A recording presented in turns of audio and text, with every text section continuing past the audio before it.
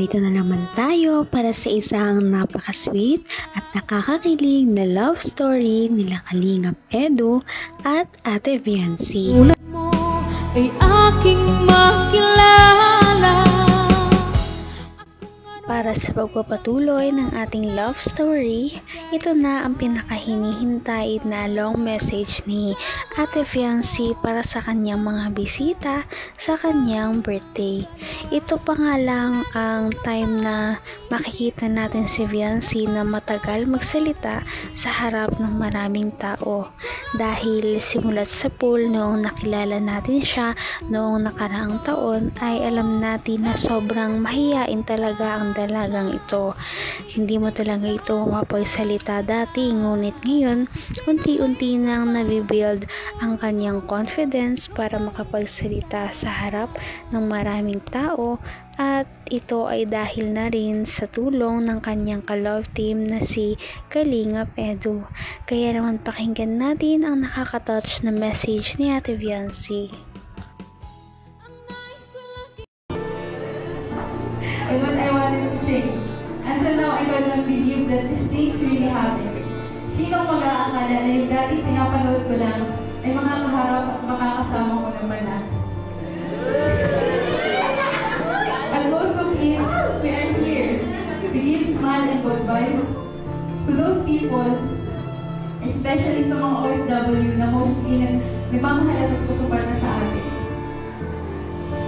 I'm not expecting to that my crush will become my leading man.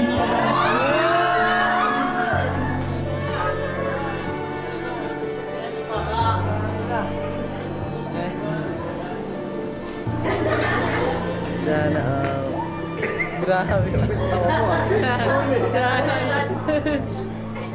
mo.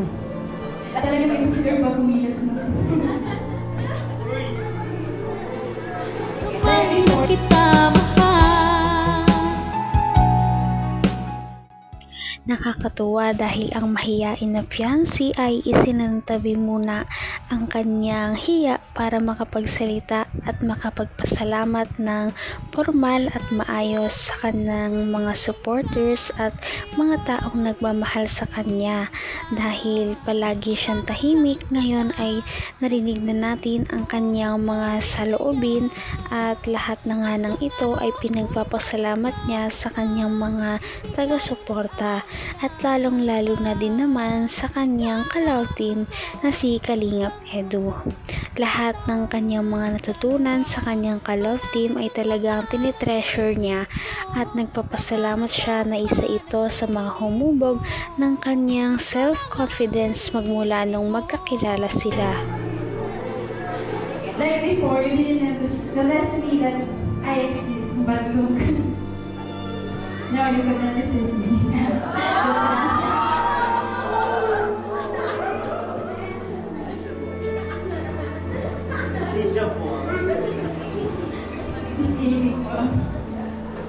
I'm always saying, in our journey as a Kalingap love teams,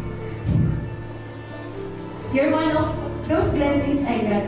Dahil sa iyo, kapatid mo yarap, binagyo po kami ng blessings na never ko in-expect.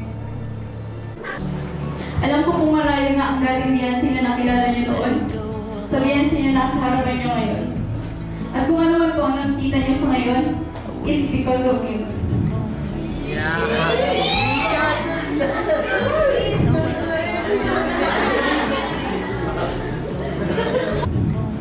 Hindi ko naman akalain na hindi ko rin inaasahan. Napakabait talaga ni Viancy, dahil kahit ngayon na medyo marami na siyang naabot sa buhay ay hindi niya nakakalimutan na magpasalamat sa mga taong dahilan ng kanyang success, lalong-lalo na sa Kalingap team na kada video, kada magkakaroon siya ng tsansa na banggitin sila ay pinagpapasalamatan niya talaga ang mga ito, lalong-lalo na din ang kanyang mga taga-suporta. Nakakatuwa na hindi niya ito kinakalimutan dahil sila nga naman talaga ang dahilan kung bakit siya sumikat at kung bakit maraming mga blessings ang dumarating sa kanyang pamilya sa ngayon. At nakakatuwa kung titignan natin ang layo na nang narating niya. Isa po ito sa araw na kailangan hindi ko malilimutan. Gusto ko rin po pasalamatan ng mga taong ito at grupo na nagmamahal sa amin sa akin. NC Collaboration Community Group po. Thank you so much po sa NC Global Supporters, Edu BNC Best Friends, Solid NC Forever, Solid NC Singapore, Team Panatag, Edu Lovable Supporters, Team NC Marathon 2.0, Titas Group, MC Official, Edu BNC Marathoners, ENB International, NC Solid Supporters, Kalingap NC International, Team Lunok Size 11, NC and Coordinator Mark Davidson Garcia. Sasamahan kayo ng ating mga team.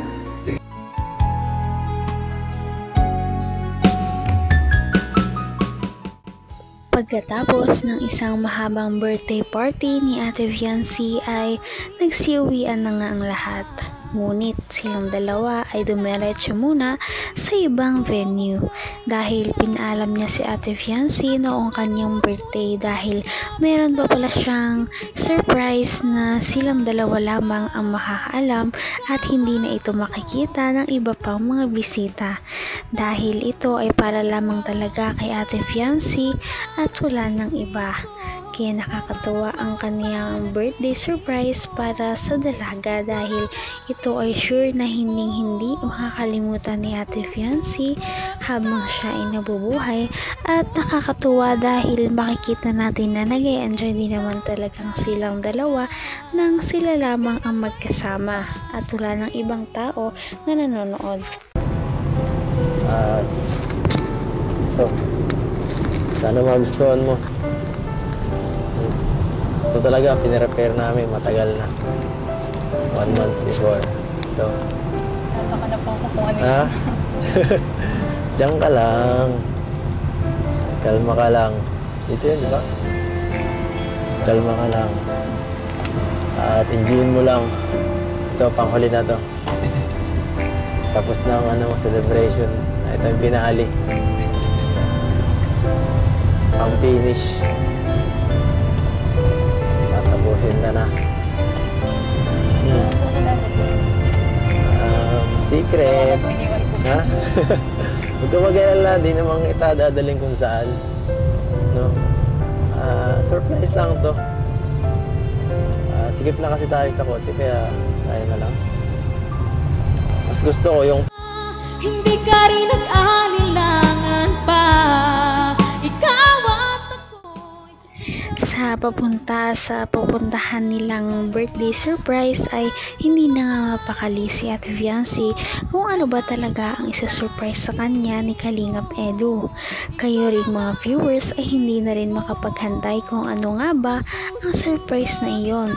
Kaya naman, ito ay mapapanood natin sa ating susunod na video. Nandoon ang buong surprise ni Kalingap Edu sa ating birthday girl na talagang nagtrending at inabangan ng lahat dahil sobrang nakakakilig ito. Dahil sa lahat na naka-love team ni Kalingap Edu ay dito niya lang talaga ginawa ang bagay na ito. Kay Ate Fiancee niya lang ginawa ang bagay na ito kaya sobrang unique. Napaka-sweet talaga nila at napakabait ng tambalang ito kaya maraming sumusuporta. Kaya naman sana ipatuloy natin silang suportahan at mahalin si Fiancee, si Kalingap Edu at ang Kalingap team. Yun lamang at maraming salamat sa panonood. Abangan natin kung magkakatuluyan ba talaga si Kalingap Edu at Fiancee. Hanggang sa muli. Bye! ngayon'y abot